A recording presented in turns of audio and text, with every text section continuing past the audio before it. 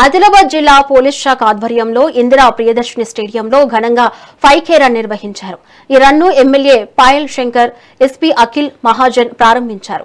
వివిధ జిల్లాల నుండి వచ్చిన 2000 మంది యువత ఇందులో ఉత్సాహంగా పాల్గొన్నారు. గంజాయి రహిత ఆదిలాబాద్ నిర్మాణానికి ప్రతి ఒక్కరూ కృషి చేయాలని ఎమ్మెల్యే పిలుపునిచ్చారు. ఎస్పీ స్వయంగా 5 కిలోమీటర్ల పరుగును పూర్తి చేసి యువతకు ఆదర్శంగా నిలిచారు. విజేతలకు సైకిళ్లు, ప్రశంసా పత్రాలు అందజేశారు. అనంతరం డ్రగ్స్ కు వ్యతిరేకంగా వాల్ ఆఫ్ ప్రామిస్ వద్ద సంతకాలు చేసి ప్రతిజ్ఞ చేశారు.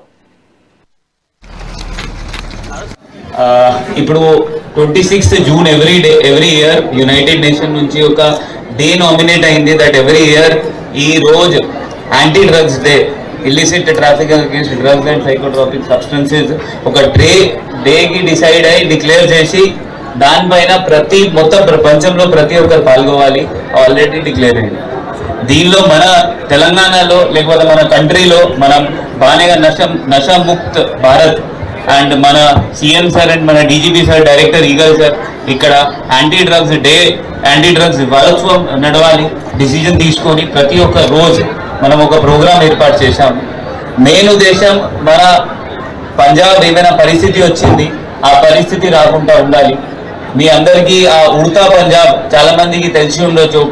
ఒక వర్డ్ ఉంటుంది ఉడతా పంజాబ్, చాలా మందికి తెలిసి ఉండొచ్చు. ఇంతకు ముందు ఆ పంజాబ్ అంటే అందరు రెస్పెక్ట్ తో లేకపోతే చూసేవాళ్ళు, అంటే వర్క్ ఫోర్స్ కి. అక్కడ ఆ వర్క్ ఫోర్స్ మొత్తం US లో, కెనడాలో, ఆస్ట్రేలియా, న్యూజిలాండ్ లో ఇక్కడ నుంచి అక్కడ పోయి పని చేసేవారు.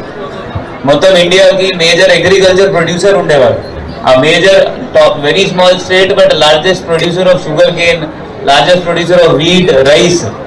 బట్ ఇప్పుడు అక్కడ లాస్ట్ 10 years నుంచి ఆ వర్క్ ఫోర్స్ మొత్తం గాంజాయి అలవాట్లో పడిన వల్ల మొత్తం అది జీడిపి అన్ని అక్కడ పడిపోయినాయి. మనం ఆ గాంజాయి పట్టుకున్నాం. ఆ 250 acres లో మనం గవర్నమెంట్ కి మళ్ళీ రాసి రైతు భరోసా కూడా వాళ్ళకి బంద్ చేయడం జరిగింది. ఈ దేశ అభివృద్ధిని మనం ఆపగలుగుతామని కొన్ని కుట్ర పండుతున్నటువంటి దేశాల గురించి మొన్ననే తెలిసింది. చాలా మంది అనుకుంటారు ఆస్తి సంపాదించిస్తే, కోట్ల రూపాయలు పిల్లలకు వారసత్వంగా ఇస్తే వాళ్ళ జీవితం సుఖంగా సంతోషంగా ఉంటుందని. కానీ నీకు 100,000 కోట్ల ఆస్తి ఉన్నా, నీకు ఎంత గొప్ప పదవి ఉన్నా, నీ పిల్లలు సరి అయినటువంటి దారిలో లేకుంటే నువ్వు సంపాదించిన దాన్ని ఎవరికి పెట్టగలుగుతావు?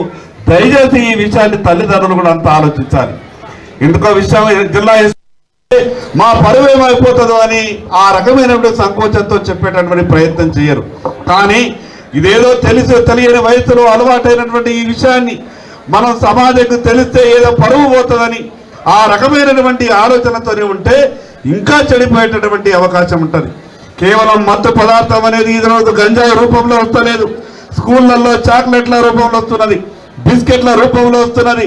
రకరకాల రూపాలలో మనల్ని అట్రాక్ట్ చేయడానికి కొన్ని ఈ సంఘ విరోధకులు ఎవరుతున్నారో వాళ్ళంతా కూడా పంపేటటువంటి ప్రయత్నం చేస్తున్నారు. కాబట్టి మనమంతా ఈరోజు 5K రన్ అనేది ఈ సమాజానికి తెలవాల.